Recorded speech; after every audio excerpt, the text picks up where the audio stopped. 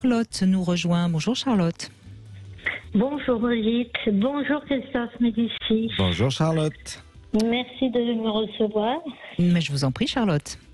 Alors vous avez eu beaucoup d'empathie pour votre mari quand il vous a parlé de son histoire familiale, hein, je crois.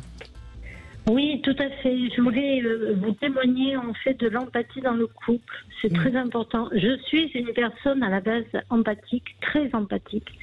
Et j'ai longtemps cru que l'empathie devait me priver de reconnaissance. Quelque part, en moi, je me disais, je le comprends, il vient de là, je sais d'où il vient, j'avais beaucoup de compassion. Et donc, j'ai excusé beaucoup de choses. J'étais empathique. Alors, vous voyez, non, vous étiez dans la compassion, ça j'entends bien et je suis d'accord, mais vous n'étiez pas dans l'empathie.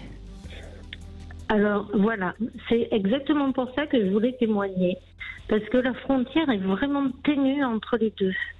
Et à un moment donné de ma vie, j'ai fait du développement personnel, j'ai essayé de comprendre ce dont j'avais besoin dans mon couple qui me manquait. Car pour prendre conscience vraiment de ce qui nous manque dans un couple, dans notre vie, tout simplement, il faut quand même avoir un minimum d'introspection. Et j'ai commencé à faire ça, c'est-à-dire j'ai fait de la PNL, je suis passée par le massage, j'ai fait de l'analyse transactionnelle et au gré de mes formations, je partageais ça avec mon mari qui lui essayait de choper le train en marche, si j'ose dire, parce qu'il voyait bien que des choses bougeaient. Et moi, ça me faisait beaucoup de bien parce que j'arrivais à lui parler de façon plus sereine parce que c'était des faits. Je disais, voilà, quand tu fais ça, quand tu me dis ça, voilà ce que je ressens. Et du coup, de prendre... Oui, vous parliez de vous et vous n'étiez pas accusateur.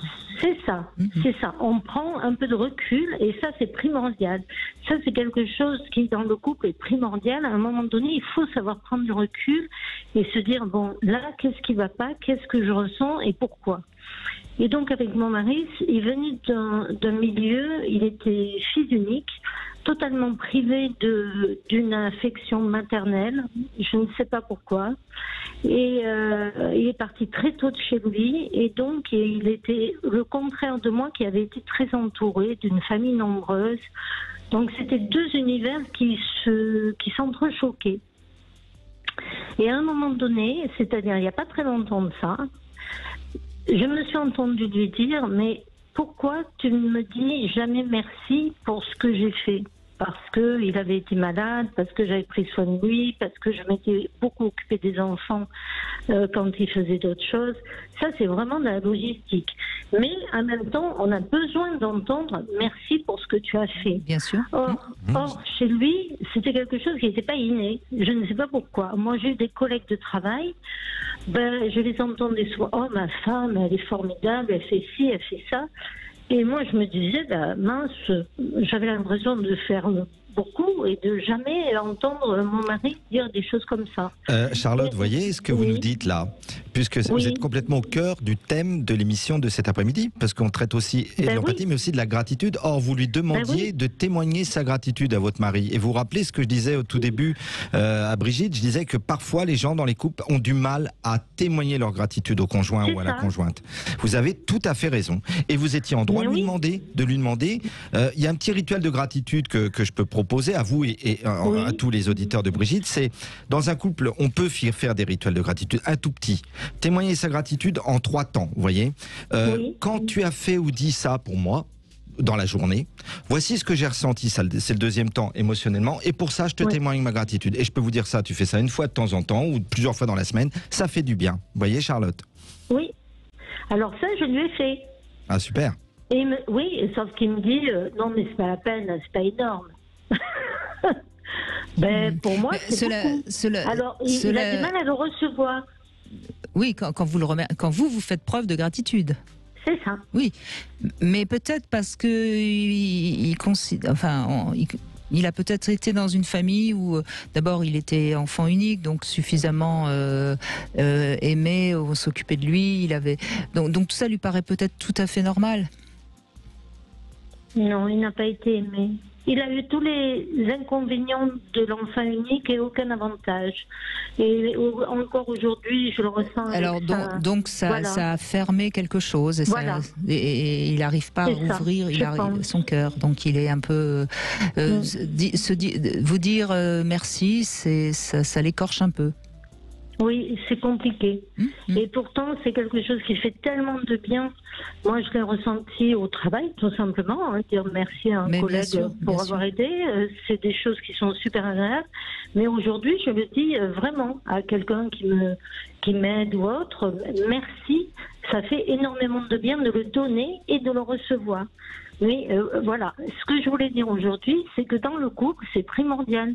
À un moment donné, ça, je l'ai réalisé au bout de 30 années de couple, quoi. Et je me suis dit, mais pourquoi? Je vais bien, je suis bien et tout, mais il me manquait ça. Alors qu'on pourrait dire, ah non, mais c'est le sexe qui manque, c'est ci, c'est là. Ben non, il y a aussi ce côté de gratitude envers l'autre qui est primordial dans le couple. Et ça ne vient que quand le couple a une certaine maturité. Pourquoi? Parce que au bout de 3 ans de mariage, c'est bon, on se regarde avec les yeux roses, tout va bien. Au bout de 15 ans, ils sont un peu moins roses. Mais au bout de 25-30 ans, je peux vous dire qu'un couple, il se regarde avec la réalité. Et si on n'a pas ces qualités de cœur et cette façon de dire, de lui montrer, tu sais, je suis heureuse que tu sois là aujourd'hui et d'avoir fait tout ce chemin avec toi, c'est un peu dommage. Oui, mais votre témoignage fait plaisir à Christophe, j'imagine, parce que je suis assez d'accord. En face, complètement. Cette gratitude, elle est indispensable sur le long cours, parce que sinon, on se demande un peu ce qu'on fait avec l'autre, quoi. Si on n'est jamais remercié au sens général du terme, évidemment, on n'attend pas à ce qu'on nous dise merci 10 fois par jour. Non, mais c'est parfois plus fort qu'un cadeau matériel. Vous avez raison de le dire, Charlotte. Exactement. On le retient plus fort parce qu'on est ému. C'est une émotion. Et quelque part, cette reconnaissance-là, ça fait tellement de bien, au lieu d'être dans la reprochite aiguë, comme le sont beaucoup de couples. Alors par contre, on est prompt, c'est ce que je mets dans le livre, Comment gérer un partenaire toxique, à homme ou femme confondu, on est prompt à pointer du doigt ce que l'autre a mal fait, a pas fait au moment où on voulait, au moment où c'était trop tard ou trop tôt. Alors ça, on est champion du monde pour ça. Ça, dans le couple, nourrir la boule noire de l'énergie négative, on est très fort. Vous voyez ce que je veux dire, Charlotte, ça, on est très fort. Bien sûr. Est-ce que vous êtes d'accord avec moi, Charlotte? Je pense qu'on peut aussi, sans forcément dire merci, être dans la gratitude par des gestes. Mais bien sûr. Ah oui. On n'est pas obligé forcément, si on n'arrive pas à le dire, parce qu'il y a des personnes qui ont du mal avec les mots. Si votre mari tout simplement vous prend dans ses bras et vous serre fort, c'est un geste de gratitude également. Exactement. C'est très beau ce que vous dites. C'est ce que j'ai réalisé, c'est ce que je fais maintenant. Il y a des gens qui n'ont pas les mots, Charlotte. Vous savez, quand ils ont été très blessés, ils n'ont pas les mots. Brigitte, vous parlez de gens qui ont été très blessés et ils n'ont pas les mots. Mais s'ils arrivent effectivement à le témoigner physiquement. Autrement, c'est de la gratitude aussi. Et ça compte. Et ça compte. Oui. Par de la présence aussi. Par un moment de présence. Être là pour quelqu'un, vous savez, c'est fort. Il y a tellement de gens absents. Oui, ou simplement offrir une rose, ou offrir juste, pourquoi pas un poème, enfin quelque chose de... ça peut être aussi un acte de gratitude. Il y a 10 000 manières, de toute façon, c'est toujours pareil. Mais si, en effet, il n'y a jamais rien, à un moment donné, c'est un petit peu pénible. Oui, mais vous voyez, quand on rentre dans le couple, dans cet écrin de couple, on a l'impression qu'on n'a plus besoin de faire d'efforts, c'est gagné. Il y a quelque chose, il y a une espèce de croyance qui dit, c'est bon, il n'y a plus d'efforts à faire. Par contre, je fais des efforts avec l'extérieur du couple. Vous voyez ce que je veux dire? Et ça, c'est vraiment une croyance qu'il faut supprimer, parce que les efforts pour construire un couple dans la durée, c'est tous les jours. Je suis d'accord, mais je crois que c'est pire que ce que vous dites. C'est que naturellement, l'être humain est un peu fainéant, et une fois qu'on est installé, on baisse un peu les bras. Ça demande beaucoup d'efforts, c'est vrai. Mais c'est comme un jardin, il faut sans arrêt enlever les mauvaises herbes et arroser les belles fleurs. C'est ça un couple, bien sûr, bien sûr. Mais en tout cas, ça marche bien pour vous, Charlotte, vous avez compris tout ça. Ça marche bien, mais ça n'est pas une vitrine. Vous voyez, on passerait pour un couple idéal, mais moi je refuse cette idée. Non, c'est pas idéal. On a nos soucis, on a nos hauts, on a nos bas, mais maintenant on a plus de hauts que de bas, et c'est surtout qu'on a beaucoup plus une relation approfondie.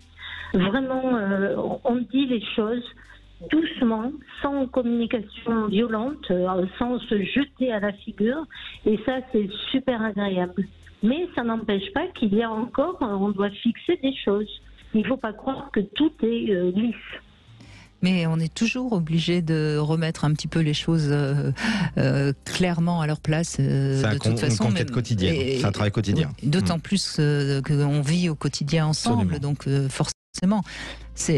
L'amitié, c'est plus facile parce qu'on ne se voit que pour les bons moments. Mais les amoureux sont de grands aventuriers, c'est une sacrée aventure. Et ce sont des grands courageux. Rappelez-vous le feu Christiane Singer, éloge du mariage, de l'engagement et autres folies. Je veux dire, c'est très fort que de vivre ensemble tout le temps, pendant 10 ans, 20 ans. Moi, quand des gens me disent, je leur demande ça fait combien, qu'ils disent 25 ans, 30 ans, 40 ans, je la garde comme ça, je leur dis bravo. Pas mal, bravo. Pas mal. Merci beaucoup Charlotte, en tout cas, et c'était un joli témoignage qui magnifique. Montre ce que c'est que la gratitude dans le couple. Merci Charlotte d'avoir témoigné.